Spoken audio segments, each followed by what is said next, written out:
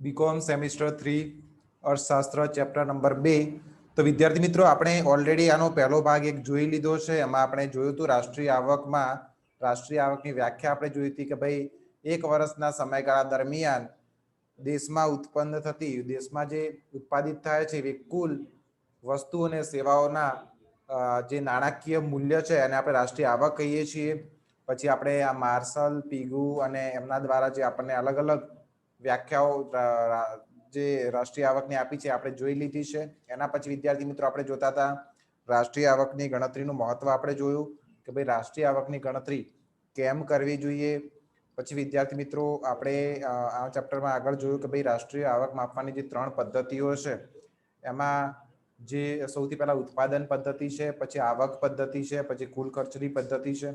તો એમાં આપણે ઉત્પાદન પદ્ધતિ જે છે એ વિદ્યાર્થી મિત્રો આપણે જોયું તો કે ભાઈ ઉત્પાદન પદ્ધતિમાં કઈ કઈ વસ્તુનું ધ્યાન રાખવામાં આવે છે। તો એમાં આપણે આ બધા પોઈન્ટ જોયા।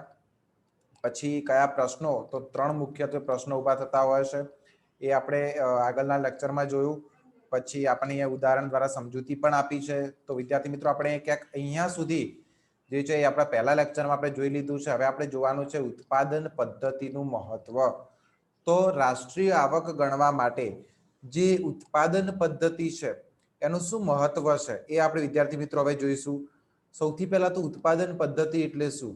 તો વિદ્યાર્થી મિત્રો ઉત્પાદન પદ્ધતિ એટલે કે રાષ્ટ્રીય આવક આમાં આપણે કંઈક એવી રીતે ગણીએ છીએ કે ભાઈ દેશમાં એક વર્ષના સમયગાળા દરમિયાન જે કુલ વસ્તુઓ અને સેવાઓનું ઉત્પાદન થાય છે એનું જે નાણાકીય મૂલ્ય છે એને આપણે રાષ્ટ્રીય આવક કહીએ છીએ। મતલબ કે ઉત્પાદન ઉપર આપણે ભાર આપીએ છીએ ઉત્પાદન પદ્ધતિમાં જ્યારે આપણે રાષ્ટ્રીય આવકની ગણતરી કરવાની હોય છે। તો વિદ્યાર્થી મિત્રો ઉત્પાદન પદ્ધતિના મહત્વમાં ખાસ એવી વસ્તુ આપણને જાણવા મળે છે કે ભાઈ આપણે જે દેશ છે એમાં અર્થતંત્રને 3 વિભાગમાં વહેંચી નાખીએ છીએ। એક ખેતી ક્ષેત્ર છે, એક ઔદ્યોગિક ક્ષેત્ર છે અને ત્રીજું સેવા ક્ષેત્ર છે। મતલબ કે આપણે ચોક્કસથી જાણી શકીએ કે ભાઈ ખેતી ક્ષેત્રમાંથી કેટલી આવક મળે છે, ખેતી ક્ષેત્રમાં કેટલું ઉત્પાદન થાય છે, ઉદ્યોગ ક્ષેત્રમાં કેટલું ઉત્પાદન થાય છે અને સેવા ક્ષેત્રમાં જે છે એ કેટલી સેવાઓ જે છે એ લોકો સુધી પહોંચે છે અને એનું નાણાકીય મૂલ્ય શું છે। તો એમાં દેશના અર્થતંત્રને 3 વિભાગમાં વહેંચવામાં આવે છે અને 3 વિભાગમાં વહેંચી અને પછી એમાં ઉત્પન્ન થતી વસ્તુઓ જે છે, વસ્તુ અને સેવાઓનો નાણાકીય મૂલ્યનો સરવાળો કરવામાં આવે છે કે ભાઈ એટલો ખેતી ક્ષેત્રમાં એટલી વસ્તુઓનું ઉત્પાદન થાય છે એનું નાણાકીય મૂલ્ય, ઉદ્યોગ ક્ષેત્રમાં એટલી વસ્તુઓનું ઉત્પાદન થાય છે એનું નાણાકીય મૂલ્ય અને સેવા ક્ષેત્રમાં એટલી સેવાઓ જે છે એ લોકો સુધી પહોંચાડવામાં આવે છે એનું નાણાકીય મૂલ્ય। આ 3 ક્ષેત્રના જે વસ્તુ અને સેવાઓના ઉત્પાદિત નાણાકીય મૂલ્ય છે એનો સરવાળો કરીએ એટલે આપણને ઉત્પાદન પદ્ધતિ દ્વારા રાષ્ટ્રીય આવકની આપણે ગણતરી કરી એવું કહી શકાય। તો મહત્વનું ખાસ એ જ હોય છે કે આપણે જાણી શકીએ કે ભાઈ ખેતી ક્ષેત્રમાંથી કેટલી આવક થાય છે અથવા બીજા કયા ક્ષેત્રમાંથી કેટલી આવક આપણને મળે છે, એ ઉત્પાદન પદ્ધતિનું મહત્વ છે। વિદ્યાર્થી મિત્રો જો એ આપણને આપ્યું પણ છે એક ઉદાહરણ તરીકે કે ભાઈ આ આપણને જેટલા પણ અહીંયા આંકડા આપ્યા છે કરોડોમાં આપ્યા છે, વર્ષ આપ્યા છે ભાઈ 1950 થી 51ના વર્ષમાં શું પરિસ્થિતિ હતી કયા ક્ષેત્રની અને 2003-4માં કયા ક્ષેત્રમાંથી આપણને કેટલી ઉત્પાદન મળે છે અથવા રાષ્ટ્રીય આવકમાં કયું ક્ષેત્ર જે છે કેટલો ફાળો આપે છે એ આપણને માહિતી આપી છે। તો એના આધારે આ જે છે ઉત્પાદન પદ્ધતિ છે, ઉત્પાદન પદ્ધતિમાં આપણે આ રીતે જાણી શકીએ કે ભાઈ કયો ક્ષેત્ર છે એ કેટલો વિકાસ કર્યો છે અને કયા ક્ષેત્રમાંથી આપણને કેટલું યોગદાન રાષ્ટ્રીય આવકમાં મળે છે। વિદ્યાર્થી મિત્રો હવે આપણે જોવાનું છે કુલ ચોખ્ખી અને કુલ રાષ્ટ્રીય પેદાશ। તો સૌથી પહેલા આપણે સમજી લઈએ કે કુલ રાષ્ટ્રીય પેદાશ શું છે। તો વિદ્યાર્થી મિત્રો તમને બહુ સારો ખ્યાલ જ હશે કેમ કે આપણે ઓલરેડી આગળના લેક્ચરમાં ડિસ્કસ કર્યું છે, તેમ છતાં હું તમને ફરીથી એકવાર કહી દઉં કે કુલ રાષ્ટ્રીય પેદાશ એટલે કે એક વર્ષના સમયગાળા દરમિયાન દેશમાં એક વર્ષના સમયગાળા દરમિયાન દેશમાં ઉત્પાદિત થતી કુલ વસ્તુઓ અને સેવાઓના નાણાકીય મૂલ્યને ઉત્પાદિત થતી કુલ વસ્તુઓ અને સેવાઓના નાણાકીય મૂલ્યને આપણે રાષ્ટ્રીય આવક કહીએ છીએ। તો એ જ વસ્તુ કુલ રાષ્ટ્રીય પેદાશ છે। તો વિદ્યાર્થી મિત્રો આ ચોખ્ખી રાષ્ટ્રીય પેદાશ શું છે?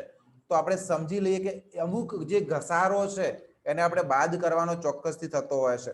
દાખલા તરીકે આપણે માનીએ કે ભાઈ એક વર્ષના સમયગાળા દરમિયાન દેશમાં 100 કરોડની કુલ વસ્તુઓ અને સેવાઓનું ઉત્પાદન થયું છે।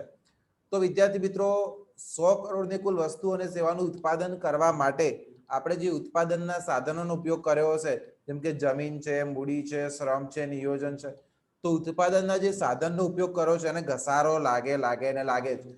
તો આપણે જે કુલ રાષ્ટ્રીય પેદાશ છે એમાંથી આપણે ઘસારો બાદ કરીએ, દાખલા તરીકે માની લો કે 10 કરોડ રૂપિયા સાધનોનો ઘસારો છે, તો આપણે જ્યારે કુલ રાષ્ટ્રીય પેદાશમાંથી જે ઉત્પાદનના સાધનો છે એનો ઘસારો બાદ કરીશું અને આપણને જે આવક મળે છે એ ચોખ્ખી રાષ્ટ્રીય પેદાશ આપણે કહી શકીએ, અથવા તો ચોખ્ખી રાષ્ટ્રીય આવક પણ આપણે એને કહી શકીએ. એટલે કે ચોખ્ખી રાષ્ટ્રીય અને કુલ રાષ્ટ્રીય પેદાશમાં શું તફાવત છે, અથવા આ વસ્તુ શું છે, આ કન્સેપ્ટ શું છે? તો કન્સેપ્ટમાં વિદ્યાર્થી મિત્રો કઈ નવું નથી. કન્સેપ્ટમાં એ જ છે કે એક વર્ષના સમયગાળા દરમિયાન દેશમાં ઉત્પાદિત થતી કુલ વસ્તુઓ અને સેવાઓના નાણાકીય મૂલ્યને આપણે કુલ રાષ્ટ્રીય પેદાશ તો કહીએ છીએ, પરંતુ એમાંથી જ્યારે જે ઉત્પાદન કરવા માટે જે ઉત્પાદનના સાધનોનો ઘસારો જે લાગે છે એની કિંમત આપણે બાદ કરીશું તો આપણને ચોખ્ખી રાષ્ટ્રીય પેદાશ મળશે. તો વિદ્યાર્થી મિત્રો અહીંયા તમને એનું જ એક્ઝામ્પલ 100 કરોડ વાળું તમને અહીંયા સમજાવેલું છે, જે તમે ધ્યાનથી વાંચી શકો છો. આપણે અહીંયા જોઈ શકીશું કે ચોખ્ખી રાષ્ટ્રીય પેદાશ બરાબર કાચી રાષ્ટ્રીય પેદાશ માઇનસ મૂડી ઘસારો. તો આ એનું સૂત્ર છે અને આ સૂત્ર દ્વારા તમે સમજી શકો છો. અહીંયા આપણને ઉદાહરણ આપે કે ચોખ્ખી રાષ્ટ્રીય પેદાશ 100 કરોડ મેળવવા માટે માઇનસ 10 કરોડ મૂડી ઘસારો બાદ કરીશું તો 90 કરોડ આપણને ચોખ્ખી રાષ્ટ્રીય પેદાશ મળશે. 100 કરોડ છે કુલ ઉત્પાદન છે, એમાંથી 10 કરોડ જે છે આપણે ઘસારો બાદ કરીશું તો આપણને 90 કરોડ જે છે એ ચોખ્ખી રાષ્ટ્રીય પેદાશ મળશે. તો વિદ્યાર્થી મિત્રો અહીંયા તમે સૂત્રના આધારે પણ સમજી શકો છો કે ભાઈ ચોખ્ખી રાષ્ટ્રીય પેદાશ એટલે શું? તો ચોખ્ખી રાષ્ટ્રીય પેદાશ એટલે દેશમાં ઉત્પાદન થતી કુલ વસ્તુઓ અને સેવાઓના જે નાણાકીય મૂલ્ય, એટલે કે જે કુલ રાષ્ટ્રીય પેદાશ છે એમાંથી આપણે મૂડી ઘસારો જે છે એને બાદ કરીશું અને પછી આપણને જે આવક મળે છે, જે પેદાશ મળે છે એ ચોખ્ખી રાષ્ટ્રીય પેદાશ છે. હવે વિદ્યાર્થી મિત્રો આપણે આગળ વધીશું. આપણી સામે છે નાણાકીય આવક અને વાસ્તવિક આવક. તો હવે આ નાણાકીય આવક અને વાસ્તવિક આવક શું છે? તો વિદ્યાર્થી મિત્રો આપણે બે વસ્તુ સમજવી ખૂબ જરૂરી છે. સૌથી પહેલા તો દાખલા તરીકે 2019 અને 20ના એટલે કે એક વર્ષના સમયગાળા દરમિયાન દેશમાં જે કુલ ચીજ વસ્તુઓનું ઉત્પાદન થાય છે એ કુલ ચીજ વસ્તુના ઉત્પાદનને આપણે આ વર્ષના સમયગાળા એટલે કે 19-20ના સમયગાળા દરમિયાન જે ભાવ ચાલે છે માર્કેટમાં એ ભાવ સાથે આપણે એને ગુણાકાર કરીશું અને આપણને જે આવક મળશે એને આપણે ચાલુ ભાવે રાષ્ટ્રીય આવક કહીશું. તો વિદ્યાર્થી મિત્રો આપણે એકવાર શાંતિથી વાંચી લઈએ કે ભાઈ કાચી રાષ્ટ્રીય પેદાશ કે રાષ્ટ્રીય આવક માપવા માટે આપણે ભૌતિક ઉત્પાદનને બજાર કિંમતો વડે ગુણવું પડે છે. મતલબ કે જેટલું પણ ઉત્પાદન થાય એને આપણે બજાર કિંમત વડે ગુણવું પડે છે. દાખલા તરીકે નાનકડું એક્ઝામ્પલ છે કે દાખલા તરીકે 100 બિસ્કિટના પેકેટનું ઉત્પાદન કર્યું અને એની બજાર કિંમત દાખલા તરીકે 5 રૂપિયા છે, એક પેકેટની કિંમત 5 રૂપિયા છે અને 100 પેકેટનું ઉત્પાદન કર્યું હોય તો 100 ગુણ્યા 5 એટલે 500 રૂપિયા જે છે એ પેદાશ કહેવાય. ટોટલ પેદાશ કેટલી કહેવાય? 500 રૂપિયાની પેદાશ કહેવાય. તો એવી જ રીતે આપણે શું કરવું પડે છે?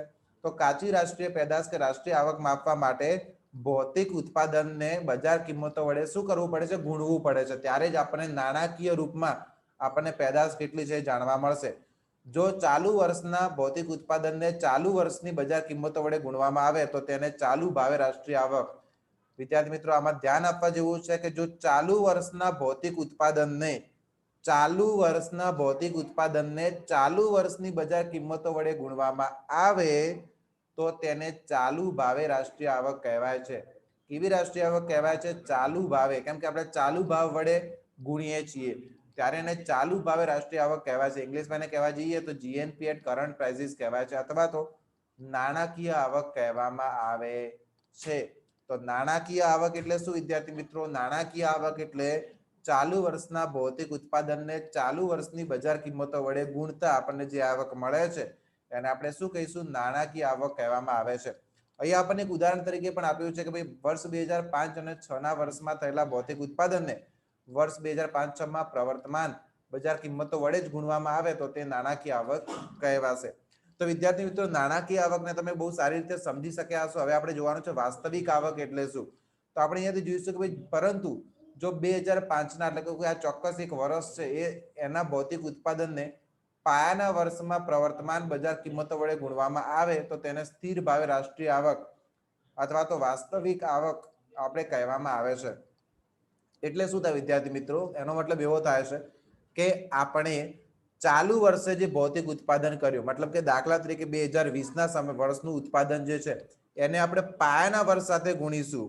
મતલબ કે જ્યારે આપણે રાષ્ટ્રીય આવકની ગણતરી ચાલુ કરી હશે ત્યારે જે ભાવ ચાલતો હતો એ ભાવ સાથે ગુણીશું તો આપણને જે આવક મળે છે એ આપણે એને કહીશું વાસ્તવિક આવક. એ છે અહીંયા આપણને ઉદાહરણ આપ્યું છે, તમે સમજી શકો છો કે ભાઈ 2005-6 થયેલા ભૌતિક ઉત્પાદનને 1993 ને 94 ના વર્ષના બજારમાં પ્રવર્તમાન કિંમતો વડે ગુણવામાં આવે તો તેને વાસ્તવિક આવક કહેવાય છે.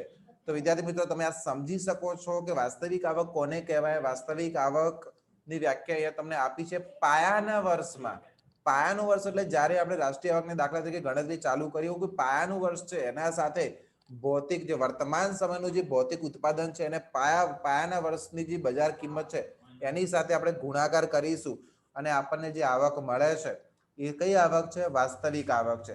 પરંતુ વિદ્યાર્થી મિત્રો ચાલુ વર્ષના ભૌતિક ઉત્પાદનને ચાલુ વર્ષની બજાર કિંમતો વડે ગુણતા આપણને જે આવક મળે છે એ નાણાકીય આવક છે. પરંતુ ચાલુ વર્ષના ભૌતિક ઉત્પાદનને પાયાના વર્ષમાં પ્રવર્તમાન બજાર કિંમતો વડે ગુણવામાં આવે તો એ આવકને આપણે વાસ્તવિક આવક કહીશું. હવે આ કન્સેપ્ટ શું છે, આ બધું કેમ કરવું પડે છે, તો આપણે એને આગળ સમજીશું કે વાસ્તવમાં ભૌતિક ઉત્પાદન અને બજાર કિંમતો બંને વધે છે. હવે એકચ્યુઅલી થાય છે એવું કે ઉત્પાદન પણ વધે છે વર્ષ દરમિયાન, મતલબ કે આજથી 10 વર્ષ પહેલા જે ચીજ વસ્તુઓનું ઉત્પાદન થતું એના કરતા હમણાં વધારે જ થતું હશે ડેફિનેટલી. અને આજથી 10 વર્ષ પહેલા જે ચીજ વસ્તુનો ભાવ હતો એના કરતા હમણાં ભાવ વધારે જ હશે. તો હમણાં ભાવ વધારે જ હશે. તો વિદ્યાર્થી મિત્રો આપણે સમજી શકીએ છીએ કે ભાવ પણ વધે છે અને ઉત્પાદનમાં પણ સતત વધારો થાય છે. તો હવે આનાથી શું થશે કે આથી રાષ્ટ્રીય આવકમાં થતો વધારો અમુક અંશે ભૌતિક ઉત્પાદનના વધારાને આભારી હોય છે, જ્યારે અમુક અંશે તે ભાવ વધારાનું પરિણામ પણ હોય છે. પણ આપણને રાષ્ટ્રીય આવકના માત્ર તે વધારામાં રસ છે જે ભૌતિક ઉત્પાદનના વધારાની નીપજ હોય. મતલબ કે કિંમતમાં વધારો થાય એમાં આપણને કોઈ રસ નથી, પરંતુ દેશમાં હવે કેટલી ચીજ વસ્તુઓનું વધારે ઉત્પાદન થાય છે, ભૌતિક ઉત્પાદન કેટલું વધારે થાય છે એમાં આપણને રસ છે. તો એ વસ્તુ જાણવા માટે ખાસ કરીને આપણે વાસ્તવિક આવક અથવા નાણાકીય આવક જાણવી પડતી હોય છે. વિદ્યાર્થી મિત્રો આપણે આગળ જોઈશું આમાં કે કારણ કે ભૌતિક ઉત્પાદનના વધારાને લીધે રાષ્ટ્રીય આવક વધે તો જ લોકોમાં વપરાશનું ધોરણ વધે છે. મતલબ કે ખરેખર ચીજ વસ્તુઓનું ઉત્પાદન પહેલા દાખલા તરીકે 100 યુનિટનું ઉત્પાદન થતું, હવે 150 યુનિટનું ઉત્પાદન થાય છે. મતલબ કે ભૌતિક વસ્તુ છે જે ફિઝિકલ ગુડ છે એનું ઉત્પાદન જો ખરેખર વધશે તો અને તો જ લોકોનો વપરાશ વધ્યો એવું આપણે કહી શકીશું અને તેઓ વધુ સંતોષ પ્રાપ્ત કરશે એવું પણ આપણે કહી શકીશું. માત્ર ભાવ વધારાને લીધે રાષ્ટ્રીય આવકમાં જે વધારો થાય છે નિરર્થક છે. મતલબ કે ખાલી વસ્તુનું ઉત્પાદન 100 ના 100 એકમનું જ રહેતું હોય, પરંતુ ભાવ વધતો એનાથી આપણને રાષ્ટ્રીય આવક વધારે મળતી હોય. મતલબ કે પહેલા 5 રૂપિયા ભાવ હોય અને 100 વસ્તુનું ઉત્પાદન થતું તો 500 રૂપિયા રાષ્ટ્રીય આવક મળે, પણ હવે ભાવ 10 રૂપિયા થઈ ગયો અને 100 વસ્તુનું ઉત્પાદન થશે 1000 રૂપિયા રાષ્ટ્રીય આવક મળશે. પણ એ નિરર્થક છે, કેમ કે આપણે ઉત્પાદનમાં વધારો જોવાનો છે, કિંમતમાં વધારો થાય એ મહત્વની વસ્તુ નથી.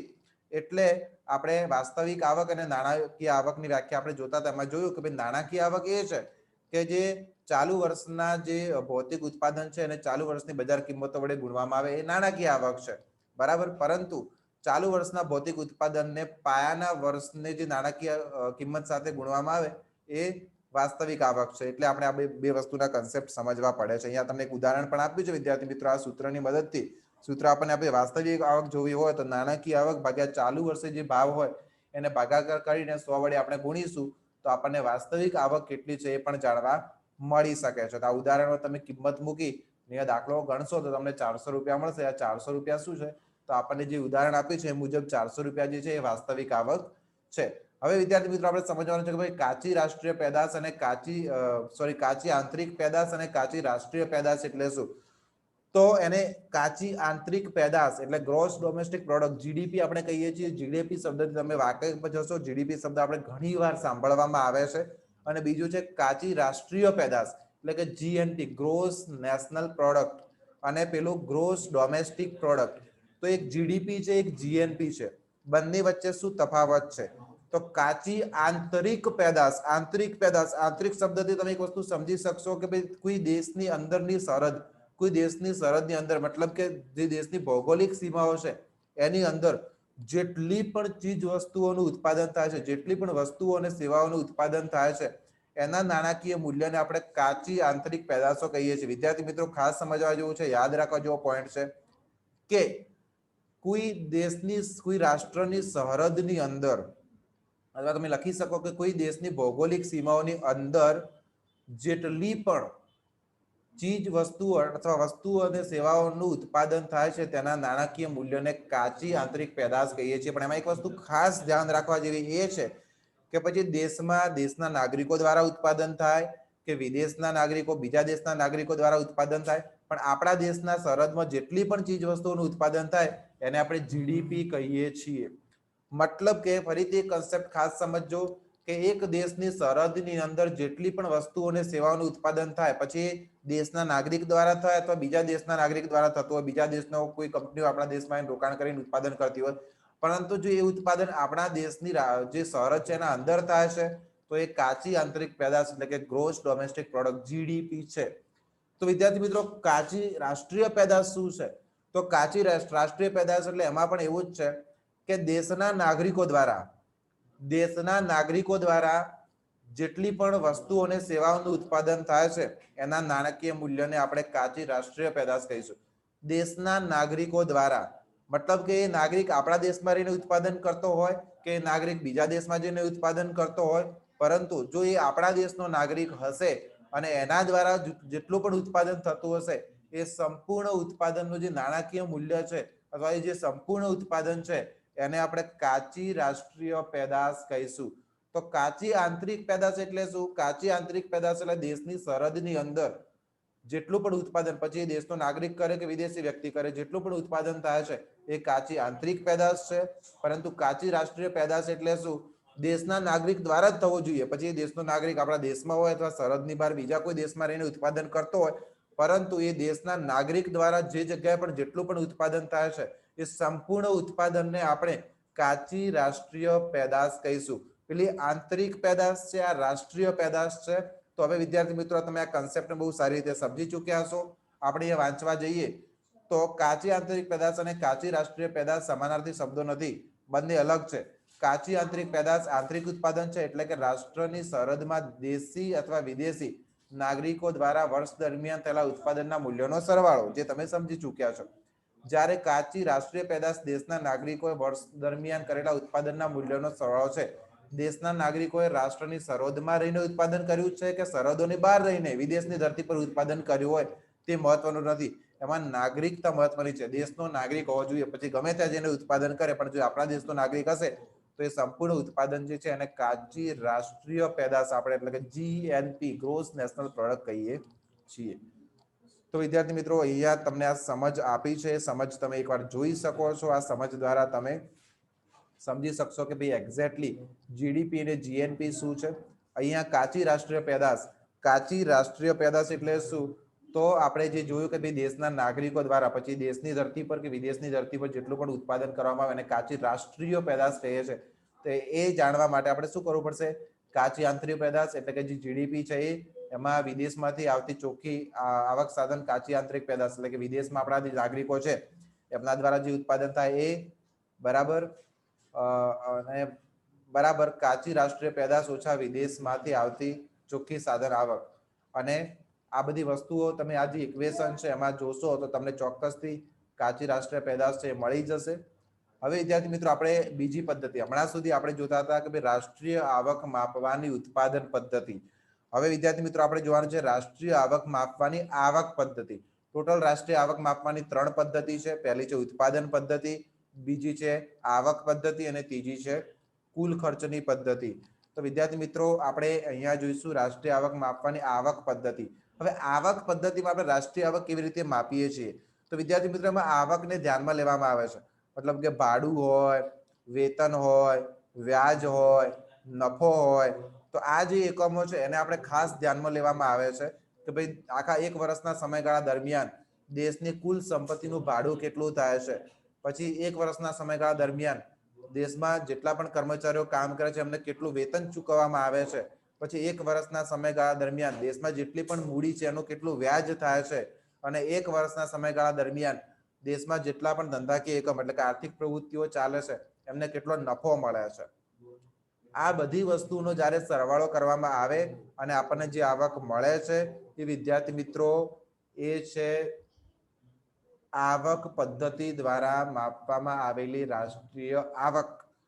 તો હવે આપણે આમાં જોઈશું કે આવક પદ્ધતિમાં વર્ષ દરમિયાન દેશમાં વસ્તુ અને સેવાનું ઉત્પાદન કરીને લોકો સાધન માલિકો તરીકે ભાડું, વેતન, વ્યાજ અથવા નફાના સ્વરૂપમાં જે આવક મેળવે છે તેના સરવાળાને કાચી રાષ્ટ્રીય આવક કહેવામાં આવે છે. તો આવક પદ્ધતિમાં કંઈક આ એકમોને ખાસ ધ્યાનમાં લેવામાં આવે છે. હવે આવકની રીતે કાચી રાષ્ટ્રીય આવકની ગણતરી કરતી વખતે આપણે આ બધી બાબતો જે છે ધ્યાનમાં રાખવાની છે. તો વિદ્યાર્થી મિત્રો, આવક પદ્ધતિથી આપણે જ્યારે રાષ્ટ્રીય આવકની ગણતરી કરતા હોઈએ તો આપણે જે વસ્તુ ધ્યાનમાં રાખવાની છે કે કઈ વસ્તુની ગણતરી કરીશું, કઈ વસ્તુની ગણતરી નહીં કરીએ, એ વસ્તુ ખાસ ધ્યાનમાં લેવાની છે. તે આપણે જોઈશું વન બાય વન. તો એ આપણને વિદ્યાર્થી મિત્રો આપે છે કે કોઈ વ્યક્તિ બક્ષિસ કે ભેટના સ્વરૂપમાં આવક મેળવે છે તેનો કાચી રાષ્ટ્રીય આવકમાં આપણે સમાવેશ કરતા નથી અને ના કરવો જોઈએ, કારણ કે તેને આ આવકની સામે કોઈ વસ્તુ કે સેવાનું ઉત્પાદન કર્યું નથી. આ જ કારણસર ચોરી અને લૂંટ દ્વારા પ્રાપ્ત થતી આવક તેમજ સરકાર તરફથી લોકોને બેકારી ભથ્થું, વૃદ્ધાવસ્થામાં સહાય જેવી નાણાકીય મદદ મળે છે એનો પણ કાચી રાષ્ટ્રીય આવકમાં સમાવેશ કરવામાં આવતો. અને પહેલી વસ્તુ આ ધ્યાનમાં રાખવાની છે કે એવી આવકનો જ ફક્ત ને ફક્ત એવી આવકનો જ રાષ્ટ્રીય આવકમાં સામેલ કરવી જોઈએ કે જેના સામે કોઈ ચોક્કસ વસ્તુઓ કે સેવાઓનું ઉત્પાદન થયું હોય. મતલબ કે આપણે કોઈ વસ્તુઓ ખરીદીએ છીએ અને એના કારણે કોઈ કંપની નફો કમાય છે તો ચોક્કસથી એ વસ્તુઓ અને સેવાઓ દ્વારા નફો કમાવાથી નફાની જે આવક છે એને આપણે રાષ્ટ્રીય આવકમાં ગણતરીમાં મૂકીશું.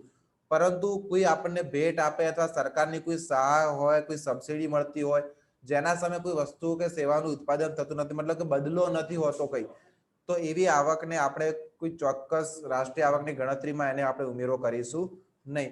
બીજી વસ્તુ આપણે અહીંયા ધ્યાનમાં લેવાની છે કે આવકની પદ્ધતિમાં આપણે સાધનોને મળતી આવકો ધ્યાનમાં લઈએ છીએ. અહીં કાચી રાષ્ટ્રીય પેદાશ સાધન ખર્ચે રાષ્ટ્રીય પેદાશ છે, બરાબર, જે બજાર કિંમતે રાષ્ટ્રીય પેદાશ આપણે કહીએ કે national product at market prices થી અલગ હોઈ શકે છે. તો વિદ્યાર્થી મિત્રો, હવે આપણે આ બધી વસ્તુને પણ ધ્યાનમાં લેવાની છે કે કરવેરા જે છે, ટેક્સ છે, એને બાદ કરતા પહેલા અને બાદ કર્યા પછી મતલબ કે જે આવક આપણને મળે છે તો એ બાબતે પણ આપણે ખાસ ધ્યાન રાખવાનું છે. તો જોઈએ આમાં શું આપણને ઉદાહરણ તરીકે આપ્યું છે. તો વિદ્યાર્થી મિત્રો, આપણે સૌથી પહેલામાં જોઈશું કે ભાઈ કાચી રાષ્ટ્રીય પેદાશ એ સાધન ખર્ચે શું છે અને કાચી રાષ્ટ્રીય પેદાશ બજાર કિંમતે શું છે, એટલે કે બજાર કિંમતે રાષ્ટ્રીય પેદાશ શું છે. તો સાધન કિંમતે રાષ્ટ્રીય પેદાશ કંઈક એવી રીતના હોય છે કે કોઈ પણ વસ્તુનું આપણે ઉત્પાદન કર્યું દાખલા તરીકે, અને એ વસ્તુનું ઉત્પાદન કરવા પાછળ આપણને પડતર કિંમત 100 રૂપિયા પડે હશે, તો એ 100 રૂપિયા છે એ સાધન ખર્ચ છે. એટલે આપણે રાષ્ટ્રીય આવકમાં દાખલા તરીકે ઉત્પાદિત થયેલી વસ્તુની 100 રૂપિયા કિંમત રાષ્ટ્રીય આવકમાં આપણે ઉમેરીશું તો એ રાષ્ટ્રીય આવક આપણને સાધન કિંમતે મળી. સાધન કિંમત કેમ કહેવાય? કેમ કે આપણે જે વસ્તુનું ઉત્પાદન કરવા માટે જે સાધનોનો ઉપયોગ કર્યો છે એ સાધનોનો ખર્ચ આપણને 100 રૂપિયા થયો છે. આપણે શું કહીએ કે પડતર કિંમત 100 રૂપિયા મન છે. તો પડતર કિંમત કેમ કહેવાય? કે આપણે કોઈ વસ્તુનું ઉત્પાદન કરવા માટે આપણને 100 રૂપિયા ખર્ચ થયો છે, તો એ છે સાધન કિંમતે રાષ્ટ્રીય પેદાશ. પરંતુ બીજું છે બજાર કિંમતે રાષ્ટ્રીય પેદાશ. હવે બજાર કિંમતે રાષ્ટ્રીય પેદાશ એટલે શું? તો બજાર કિંમતે રાષ્ટ્રીય પેદાશ એટલે દાખલા તરીકે 100 રૂપિયા મારી પડતર હતી, હવે એના ઉપર દાખલા તરીકે કોઈ ટેક્સ લાગે છે, કરવેરા લાગે છે, બધું લાગે છે, એનાથી એ વસ્તુ 110 રૂપિયા અથવા પ્રોફિટ માર્જિન તો 110 રૂપિયા બજારમાં વેચાય છે. તો હવે એ બજાર કિંમત થઈ ગઈ. મારી પડતર કિંમત 100 રૂપિયા હતી, પણ ટેક્સ લાગ્યો, આ તે બધું લાગી અને બજારમાં એ વસ્તુ જે છે 110 રૂપિયા મળે છે. તો હવે દાખલા તરીકે એની એ જ વસ્તુની હું 110 રૂપિયા કિંમત રાષ્ટ્રીય આવકમાં ગણતરી કરીશ તો શું થશે? એ રાષ્ટ્રીય આવક જે છે, રાષ્ટ્રીય પેદાશ છે, બજાર કિંમતે ગણાશે. તો આ બંને વસ્તુ અલગ છે. એક સાધન, એક આપણે કહીએ કે સાધન કિંમતે રાષ્ટ્રીય પેદાશ, સાધન ખર્ચે રાષ્ટ્રીય પેદાશ, અને એક બજાર ખર્ચે અથવા બજાર કિંમતે રાષ્ટ્રીય પેદાશ જે છે એ બંને વસ્તુ અલગ છે. તો આપણે અહીંયા વાંચીશું કે ભાઈ કાચી રાષ્ટ્રીય પેદાશ એ સાધન ખર્ચે રાષ્ટ્રીય પેદાશ એટલે કે national product at factor cost અથવા બજાર કિંમતે રાષ્ટ્રીય પેદાશથી અલગ હોઈ શકે. આનું કારણ સમજવા જેવું છે. ધારો કે 1 મીટર કાપડનું ઉત્પાદન ખર્ચ ₹50 છે, પણ એના પર 5 રૂપિયા આબકારી જકાત નાખવામાં આવે તો બજારની કિંમત મીટર દીઠ 50 + 5 આબકારી જકાત એટલે 55 રૂપિયા થઈ ગયો. હવે બજાર કિંમતની રીતે ગણતરી કરીએ તો રાષ્ટ્રીય પેદાશમાં 55 રૂપિયા ઉમેરાશે અને પણ સાધન ખર્ચની ગણતરી કરીએ તો 50 રૂપિયા ઉમેરાશે, કારણ કે ગ્રાહક મીટર દીઠ જે 55 રૂપિયા ચૂકવે છે તેમાંથી 5 રૂપિયા વેરા પેટે સરકાર પાસે જાય છે અને બાકીના 50 સાધન માલિકો વચ્ચે ભાડું, વેતન, વ્યાજ અને નફા તરીકે વહેંચાય છે. ભાડું, વેતન, વ્યાજ અને નફા તરીકે વહેંચાય છે. કેમ કે ભાઈ ભાડું, વેતન, વ્યાજ અને નફા તરીકે કેવી રીતે વહેંચાય? તો કોઈ પણ વસ્તુનું આપણે ઉત્પાદન કરતા હોઈએ તો કર્મચારીઓ કામ કરતા આપણી ફેક્ટરીમાં, તો ઉત્પાદન થતું હોય ત્યારે તો આપણે વેતન પણ ચૂકવવું પડશે. વેતન ક્યાંથી ચૂકવીશું? આપણે વસ્તુમાંથી જે કમાઈએ એમાંથી જ વેતન ચૂકવીશું. હવે આપણે જે ભાડું છે, મતલબ કે જે જગ્યા રાખેલી હોય કે કંઈ પણ આપણે કોઈ પર્ટિક્યુલર જગ્યા ઉપર આપણું જે ફેક્ટરી ચલાવતા હોઈએ તેનું ભાડું ચૂકવવાનું થતું હોય. વ્યાજ જે છે એટલે કે આપણી કંપનીમાં જેટલા પણ લોકોએ મૂડી રોકાણ કર્યું છે, આપણે જેટલા પણ લોકો પાસેથી મૂડી લાવી છે આપણે વ્યાજ ચૂકવવું પડશે. નફો, તો આપણે વસ્તુ વેચીએ છીએ આપણને નફો થાય છે, તો મતલબ કે આપણે જે કાંઈ પણ રૂપિયા કમાઈએ છીએ કોઈ પણ વસ્તુ વેચીને, તો એ વસ્તુમાંથી આપણને દાખલા 50 રૂપિયા વસ્તુ વેચી તો 50 આપણો નફો નથી, પરંતુ આપણો જે ખર્ચ જે છે એમાં આપણે ડિવાઈડ થઈ જશે બધા રૂપિયા. તો અલ્ટિમેટલી એ શું થશે કે 50 રૂપિયા જે સાધન માલિકો વચ્ચે ભાડું, વેતન, વ્યાજ અને નફા તરીકે વહેંચાઈ જાય છે. આથી સાધન ખર્ચ રાષ્ટ્રીય પેદાશ મેળવવા બજાર કિંમતે ગણવામાં આવેલ રાષ્ટ્રીય પેદાશમાંથી વસ્તુ વેરા એટલે કે આ બધા જે ટેક્સ છે એની રકમ બાદ કરવી પડે છે. તો સાધન ખર્ચે રાષ્ટ્રીય આવક મેળવવા માટે આપણે શું કરવું પડે? બજાર કિંમતે જે રાષ્ટ્રીય આવક છે એમાંથી આ બધી વસ્તુ બાદ કરવી પડતી હોય છે. આનાથી ઉલટું ઉત્પાદકોને સરકાર તરફથી સબસિડી મળી હોય તો ત્યારે વસ્તુઓ કે સેવાઓની બજાર કિંમત સાધન ખર્ચથી ઓછી હોય છે. આથી બજાર કિંમતે ગણવામાં આવેલી રાષ્ટ્રીય પેદાશમાં સબસિડીની રકમ ઉમેરવી જોઈએ. સરકાર તરફથી કોઈ સબસિડી મળી હોય અને સરકાર તરફથી સબસિડી મળવાના કારણે કોઈ વસ્તુ બજારમાં એકદમ સસ્તી મળતી હોય તો કદાચ એવું બની શકે કે કંપનીએ જે ભાવમાં એ વસ્તુ બનાવી છે એના કરતાં પણ સસ્તી બજારમાં વેચાતી હોય. દાખલા તરીકે આપણે જે પંડિત દીનદયાળ જે કંટ્રોલ ને બધું ચાલે છે એમાં બજાર કિંમત કરતા એ વસ્તુ સસ્તી મળે છે, કેમ કે એ સરકારની એક પ્રકારની સબસિડી છે. તો આવી વસ્તુનું ઉત્પાદન જ્યારે થાય છે ત્યારે ઉત્પાદન ખર્ચ કદાચ વધુ હશે તો આવી વસ્તુઓમાં પણ સબસિડીની રકમ આપણે ઉમેરી અને પછી ગણવું જોઈએ. તો અહીંયા આપણને થોડાક સૂત્રો આપ્યા છે અને આપણે ધ્યાનમાં લઈશું કે બજાર ભાવે રાષ્ટ્રીય પેદાશ. બજાર ભાવે રાષ્ટ્રીય પેદાશ એટલે શું? તો સાધન ખર્ચે રાષ્ટ્રીય પેદાશ વત્તા વસ્તુ વેરા આમાંથી સબસિડી આપણે બાદ કરવાની છે, અથવા સાધન ખર્ચે રાષ્ટ્રીય પેદાશ એટલે શું? તો બજાર ભાવે રાષ્ટ્રીય પેદાશ માઇનસ વસ્તુ વેરા અને સબસિડી એડ કરીશું. તો આ રીતે આપણે સાધન ખર્ચે રાષ્ટ્રીય પેદાશ અથવા બજાર ભાવે રાષ્ટ્રીય પેદાશ વિદ્યાર્થી મિત્રો શોધી શકીશું. પછી આપણી પાસે અહીંયા છે કોઈ રાષ્ટ્રીય આવકના ઘટકો, કે ભાઈ રાષ્ટ્રીય આવક આપણે જે આવક પદ્ધતિથી રાષ્ટ્રીય આવકની ગણતરી કરતા હોઈએ ત્યારે આપણે કયા સોર્સમાંથી આવક મેળવીએ છીએ એ વસ્તુનું આપણે જો ધ્યાન આપવા જઈએ તો એક તો ભાડાની આવક છે, મતલબ કે લોકોને જમીન, મકાન વગેરેનું જે ભાડું મળતું એની આવકની આપણે ગણતરી કરીશું. વ્યાજની આવક, મતલબ કે લોકો જે જગ્યા પર પોતાની મૂડી રોકી છે, પોતાના પૈસા રોક્યા છે બદલામાં જે વ્યાજ મેળવે છે એની આવક આપણે ગણીશું. પછી વિદ્યાર્થી મિત્રો વેતનની આવક એટલે જેટલા પણ કર્મચારીઓ અલગ અલગ ફેક્ટરીમાં કામ કરે છે તેમને જે વેતન મળે છે એની આવક આપણે ગણવાની છે. અને નફાની આવક, લોકોને નફો તથા ડિવિડન્ડ મળે છે તે આવક ઉપરાંત કંપનીનો અનામત નફો અને નફા પર ચૂકવાતા વેરાનો પણ સમાવેશ કરવામાં આવે છે. તો આ બધો જે નફો છે કંપનીઓ મેળવે છે એનો પણ આપણે રાષ્ટ્રીય આવકમાં ગણતરી કરીશું. તો આ 4 ઘટકો જે છે એની આપણે રાષ્ટ્રીય આવકમાં ગણતરી કરવાની હોય છે. પણ કઈ પદ્ધતિમાં? આવકની પદ્ધતિમાં આપણે ગણતરી, રાષ્ટ્રીય આવકની આવક પદ્ધતિથી ગણતરી કરતા હોઈએ ત્યારે આ 4 ઘટકો જે છે એ આપણે ધ્યાનમાં લેવાના થતા હોય છે. હવે વિદ્યાર્થી મિત્રો આપણને અહીંયા લખીને આપે છે કે આવક પદ્ધતિનો ઉપયોગ કરતી વખતે જે બાબતો ધ્યાનમાં રાખવી જરૂરી છે તે નીચે મુજબ છે. આ પ્રશ્ન જે છે ખૂબ જ અગત્યનો છે, એક્ઝામ માટે પણ ખૂબ જ ઇમ્પોર્ટન્ટ છે કે ભાઈ આવક પદ્ધતિની મદદથી રાષ્ટ્રીય આવકની ગણતરી કરતી વખતે ધ્યાનમાં રાખવાની બાબતો જણાવો. આ પ્રશ્ન ખૂબ જ ઇમ્પોર્ટન્ટ છે, તો આપણે ધ્યાનથી આને જોઈશું કે કઈ વસ્તુનો સમાવેશ કરવો, કઈ વસ્તુનો સમાવેશ ના કરવો અને કેવી રીતે કરવો. તો બધી જ બદલા ચૂકવણીઓ, દાખલા તરીકે ભેટ સોગાદો, દાન, પેન્શન, બેકારી ભત્તા વગેરે આવક જેવો એનો સમાવેશ કરવો જોઈએ નહીં. વગેરે આવકનો સમાવેશ ના થાય કેમ કે એના બદલામાં કોઈ ચીજ વસ્તુનું ઉત્પાદન થયું નથી. વિદ્યાર્થી મિત્રો બીજો આપણને અહીંયા પોઈન્ટ આપ્યો છે કે જેમ ઉત્પાદન કર્યા વિના કેટલીક વ્યક્તિઓને આવક મળે છે તેમ કેટલીક વ્યક્તિઓ એવી પણ છે કે જે ઉત્પાદન કરે છે પરંતુ આવક નહીં મળતી, તો એવી આવકને ગણવી જોઈએ. બરાબર. દાખલા તરીકે ગૃહિણીઓને ઘર કામના બદલામાં વળતર મળતું નથી, ગૃહિણીઓ જે છે ઘર કામ કરે છે પણ એમના બદલામાં વળતર મળતું નથી. આ પ્રકારની સેવાઓ પણ ગણતરીમાં લેવામાં આવતી નથી, પણ એ આપણે જોવાનું છે, એ પણ ધ્યાનમાં રાખવાનું છે કે આ પ્રકારની વસ્તુ આપણે ગણતરીમાં નથી લેતા. પછી નાણાકીય સોદા અને જૂની મિલકતોના વેચાણને પણ બાકાત રાખવા જોઈએ. નાણાકીય સોદા અને જૂની મિલકતોના વેચાણને પણ બાકાત રાખવા જોઈએ, કારણ કે આ પ્રવૃત્તિઓના પરિણામે ઉત્પાદનમાં વધારો થતો નથી. બરાબર, જૂની મિલકત છે તો એમની એમ જ હું માલિક રહીશ કે કોઈ બીજો વ્યક્તિ માલિક રહેશે, એનાથી ઉત્પાદનમાં કોઈ વધારો થતો નથી. તો અને નાણાકીય સોદા છે એને પણ આપણે બિલકુલ રાષ્ટ્રીય આવકની ગણતરીમાં આપણે ધ્યાનમાં નહીં લઈએ. શેર્સના ભાવો વધતા મૂડી લાભ મળે છે અને ભાવો ઘટતા ગેરલાભ સહન કરવામાં આવે છે, આ બાબતો બાકાત રાખવી જોઈએ. એવી જ રીતે જૂના મકાન વેચાણ દ્વારા જે આવક મેળવવામાં આવે છે તે પણ બાકાત રહેશે. તો આ બધી વસ્તુ પણ આપણે જ્યારે આવક પદ્ધતિની મદદથી રાષ્ટ્રીય આવકની ગણતરી કરતા હોઈએ ત્યારે વિદ્યાર્થી મિત્રો ધ્યાનમાં રાખવા જેવી હોય છે. પછી આપણે વિદ્યાર્થી મિત્રો હવે જોઈશું પોઈન્ટ નંબર 4 કે સરકારને સીધા વેરા એટલે કે આવક વેરો, સંપત્તિ વેરોના સ્વરૂપમાં જે રકમ આપવામાં આવે છે તે પણ બાકાત રાખવી જોઈએ, કારણ કે બદલા કમાણી છે, અહીં પણ આવકની હેરફેર થાય છે.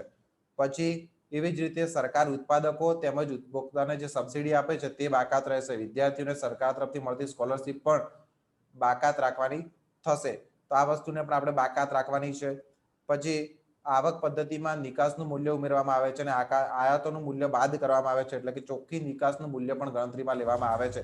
એટલે કે કુલ આપણે જેટલા રૂપિયાની નિકાસ કરી છે અને કુલ જેટલી આયાત કરી છે એમાંથી નિકાસની કિંમતમાંથી આયાતની કિંમત બાદ કરીશું અને પછી જે કિંમત વધે એને આપણે રાષ્ટ્રીય આવકમાં ઉમેરીશું.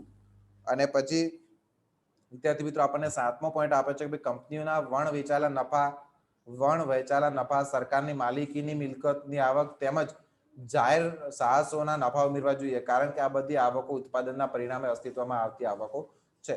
તો આ વસ્તુને પણ આપણે ખૂબ જ ધ્યાનમાં લેવા જોઈએ છે.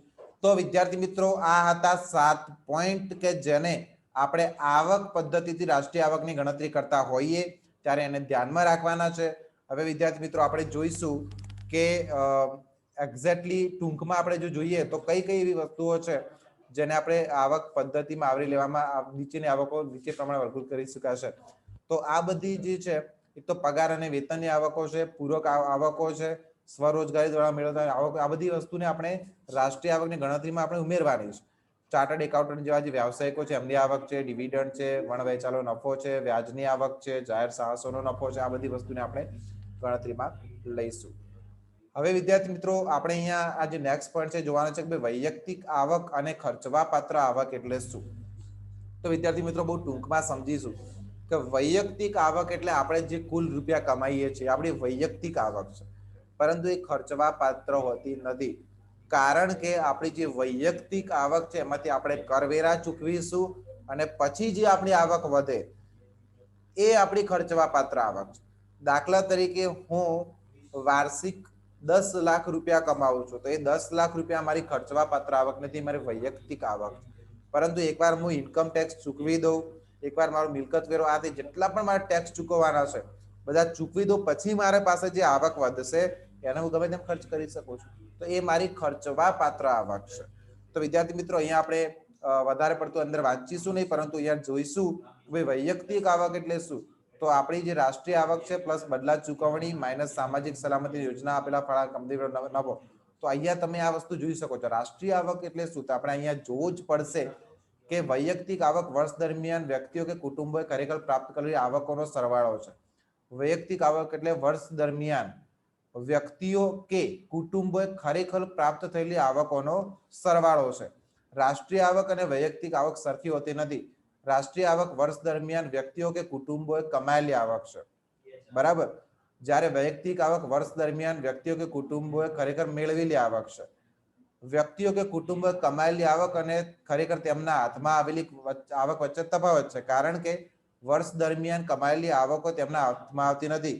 અંદરથી શું બધું કપાય આવકમાંથી, કર્મચારીઓએ સામાજિક સલામતીની યોજનાઓમાં ફાળો આપ્યો હોય, કંપનીઓ અને પેઢીઓ પરનો આવકવેરો હોય અને કંપનીઓ અને પેઢીઓનો વણ વેચાલો નફો હોય. બીજી તરફ વ્યક્તિઓ કે કુટુંબોના હાથમાં આવતી કેટલીક આવકો કમાયેલી આવકો હોતી નથી. દાખલા તરીકે પેન્શન હોય, બેકારી ભથ્થા હોય, રાહત ચૂકવણીઓ અને સરકારના દેવા પર થતી વ્યાજ ચૂકવણીઓ જેવી બધી બદલા ચૂકવણીઓ હોય છે. તો અલ્ટિમેટલી કહેવાનો મતલબ કે અમુક આવક એવી હોય છે કે જે કમાયેલી હોય છે પણ હાથમાં નથી આવતી, જેમ કે ટેક્સ ને આ બધું ચૂકવાતું હોય, અમુક આવક એવી હોય છે કે જે આપણે મહેનત કરીને નહીં કમાય તેમ છતાં આપણને મળે છે, જેમ કે સરકાર જે પગાર વધારો કરે આ તે બધું આપણે મોંઘવારી ભથ્થું આપે, તો એવી આવક છે કે જે આપણે મહેનત કરવાથી વધારે નથી મળતી પરંતુ સરકાર આપણને વધારે આપે છે.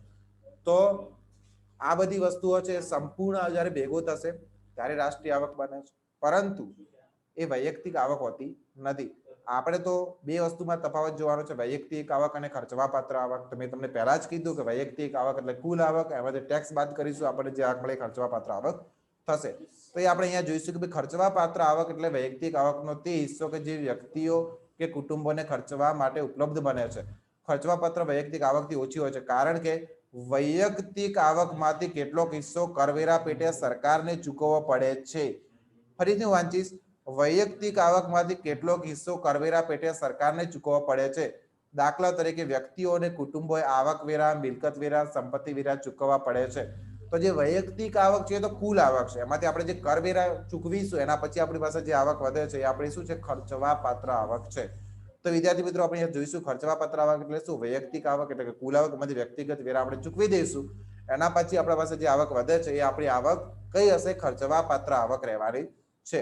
તો વિદ્યાર્થી મિત્રો હવે આપણે આગળ વધીશું. અહીંયા જો તમને આપ્યું છે કે ખર્ચવાપાત્ર આવક એટલે શું, તો ખર્ચવાપાત્ર આવક એટલે વપરાશી ખર્ચ અને બચત. મતલબ કે આપણી પાસે જે ખર્ચવાપાત્ર આવક રહે છે એમાંથી આપણે ખર્ચો કરીશું અને બાકી બચાવીશું. તો એ આપણને અહીંયા સૂત્ર પણ આપી દીધું છે. હવે આપણે ત્રીજી પદ્ધતિ જોવાની છે કે રાષ્ટ્રીય આવક માપવાની ખર્ચની પદ્ધતિ. તો વિદ્યાર્થી મિત્રો જે રાષ્ટ્રીય આવક માપવાની 3 પદ્ધતિ હતી, ઉત્પાદન પદ્ધતિ, આવક પદ્ધતિ અને ત્રીજી છે ખર્ચની પદ્ધતિ. તો ખર્ચની પદ્ધતિ એટલે શું, તેમાં એ વસ્તુ જોવામાં આવે છે કે ભાઈ વર્ષ દરમિયાન કઈ કઈ વસ્તુ પર કેટલો ખર્ચ થાય છે અને સંપૂર્ણ ખર્ચનો આપણે સરવાળો કરીએ તો આપણને જે મળે છે અમાઉન્ટ, જે ટોટલ રકમ મળે છે, જે ટોટલ નંબર મળે છે એ આપણી ખર્ચની પદ્ધતિથી ગણેલી રાષ્ટ્રીય આવક હશે. તો એમ તો જોવા જઈએ તો અલગ અલગ દેશ છે, અલગ અલગ પદ્ધતિથી પોતાની રાષ્ટ્રીય આવક ગણે છે. અલગ અલગ દેશ અલગ અલગ વસ્તુઓને રાષ્ટ્રીય આવકમાં ગણતરી કરે છે, અમુક વસ્તુની ગણતરી કરતા નથી. દરેક જગ્યાએ અલગ અલગ પદ્ધતિઓ હોય છે. તો આપણે જોઈશું કે ભાઈ રાષ્ટ્રીય આવક માપવાની ખર્ચની પદ્ધતિ શું છે. તો ખર્ચની દ્રષ્ટિએ વર્ષ દરમિયાન વ્યક્તિઓ અને કુટુંબો, પેઢીઓ અને સરકાર ચીજ વસ્તુઓ અને સેવા પર જે કુલ નાણાકીય ખર્ચ કરે છે તેના સરવાળાને કાચી રાષ્ટ્રીય પેદાશ કહેવામાં આવે છે. તો કુલ ખર્ચો થાય છે. આ પદ્ધતિમાં માત્ર તૈયાર વસ્તુઓ અને સેવા પર જ ધ્યાન લેવામાં આવે છે. કાચો માલ કે અર્ધ તૈયાર માલ વસ્તુને ધ્યાનમાં લેવામાં આવતું નથી. બ્રેડ પર થયેલું ખર્ચ ઉમેરવામાં આવે છે, પણ બ્રેડમાં સમાયેલ લોટ પર થયેલું ખર્ચ ઉમેરવામાં આવતું નથી. મતલબ કે તૈયાર માલ, એવી વસ્તુ કે જે તૈયાર હોય, જેને આપણે ડાયરેક્ટલી યુઝ કરી શકતા હોઈએ એવી વસ્તુઓને જ, મતલબ કે જે ફિનિશ પ્રોડક્ટ હોય છે, કાચો માલ જે છે એના ખર્ચને કોઈ ધ્યાનમાં લેવામાં આવશે નહીં. પરંતુ જે તૈયાર માલ છે કે જેને ડાયરેક્ટ વેચી શકાય, ઉપયોગમાં લઈ શકાય, એવી વસ્તુને જ આપણે ખર્ચ જે પદ્ધતિ છે એના દ્વારા રાષ્ટ્રીય આવકની ગણતરી કરતા હોઈએ ત્યારે ધ્યાનમાં લઈશું. તો એના પણ 4 ઘટકો છે ખર્ચની પદ્ધતિમાં. એક તો વપરાશનું ખર્ચ છે, મૂડીરોકાણનું ખર્ચ છે, સરકારનું ખર્ચ છે અને ચોખ્ખી નિકાસો છે. આ 4 ઘટકો દરમિયાન જે ખર્ચ થાય છે એ ખર્ચના સરવાળાને આપણે ખર્ચની પદ્ધતિથી રાષ્ટ્રીય આવકની ગણતરી કરી છે એવું આપણે સમજીશું. તો સૌથી પહેલા વપરાશનું ખર્ચ છે. વપરાશનું ખર્ચ એટલે શું, તો જેટલી પણ ચીજ વસ્તુઓનું વપરાશ થાય છે એમાં સ્કૂટર અને મોટરસાયકલ જેવી ટકાઉ વપરાશી વસ્તુઓ, અનાજ અને ફળો જેવી નાશવંત વપરાશી વસ્તુઓ, શિક્ષણ અને તબીબી સારવાર તથા વાહન વ્યવહાર જેવી વપરાશી જે વસ્તુઓ અથવા સેવાઓ હોય, એ ટોટલ જેટલો પણ વપરાશી વસ્તુઓ પાછળ ખર્ચ થાય છે એ ગણાય છે. બીજી વસ્તુ છે મૂડીરોકાણ ખર્ચ. તો વિદ્યાર્થી મિત્રો, મૂડીરોકાણ ખર્ચ એટલે શું, તેમાં ખાનગી પેઢીઓ દ્વારા પ્લાન્ટ અને યંત્ર સામગ્રી અને કારખાના, મકાન પર થયેલા ખર્ચનો સમાવેશ જે છે એ આપણે રાષ્ટ્રીય આવકમાં ગણતરીમાં લઈશું. પછી વિદ્યાર્થી મિત્રો, સરકારનું ખર્ચ છે. સરકારનું ખર્ચ એટલે શું, તો અહીંયા આપણે લખીને આપીએ કેન્દ્ર સરકાર છે, રાજ્ય સરકાર છે અને મ્યુનિસિપલ કોર્પોરેશન દ્વારા વપરાશી વસ્તુઓ, મૂડી સાધનો અને સેવા પર જે ખર્ચ કરવામાં આવે છે તેનો સમાવેશ આ વિભાગમાં થાય છે. મતલબ કે સરકાર આપણે જે વસ્તુઓ અને સેવાઓ ઉપલબ્ધ કરાવે છે એનો સમાવેશ આ વિભાગમાં થશે. બરાબર, એ ખર્ચનો ટોટલી સમાવેશ આ વિભાગમાં થશે. અને ચોથું છે ચોખ્ખી નિકાસો.